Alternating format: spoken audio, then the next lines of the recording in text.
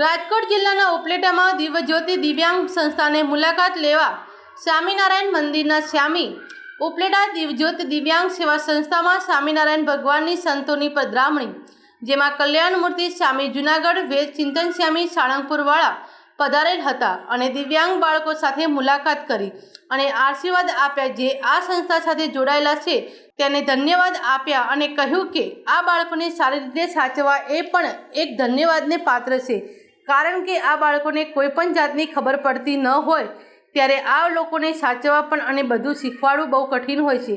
ત્યારે આવી સંસ્થામાં લોકોનો સાથ અને સહકાર મળતો રહે તો સંસ્થામાં કોઈ પણ જાતનો વાંધો ન આવે.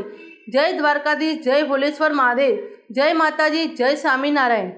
શ્રી સ્વામિનારાયણ ભગવાનની જય, અક્ષર પુરુષોત્તમ મહારાજની જય, રાધા કૃષ્ણ ભગવાનની જય, સિયાવર રામચંદ્ર ભગવાનની જય, પ્રમુખ સ્વામી મહારાજની જય, મહંત સ્વામી મહારાજની જય.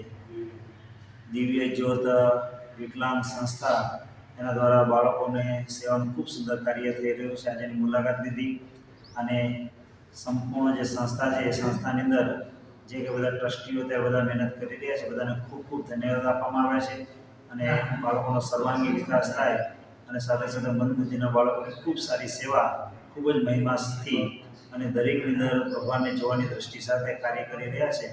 તેથી ખૂબ આનંદ થયો છે અને સાથે સાથે મૂંગા પશુઓ જે ગામની અંદર ફરતા હોય એનું પણ આપણે એક જુદું ટ્રસ્ટ બનાવી અને એની અંદર દિલીપભાઈ સુવા અને એમનું આખું જે બધું મંડળ છે ખૂબ સારી સેવા કરી રહ્યા છે. બધાને ખૂબ ખૂબ ધન્યવાદ આપવામાં આવે છે અને સાથે સાથે બધાની પ્રાર્થનામાં કરવામાં આવે છે કે આવી નવી સેવા કરવાનું બળ બધાને પ્રાપ્ત થાય એવું ભગવાન સ્વામિનારાયણ, ગુરુરી પ્રમુખ સ્વામી મહારાજ અને મહંત સ્વામી મહારાજના ચરણોમાં પ્રાર્થના.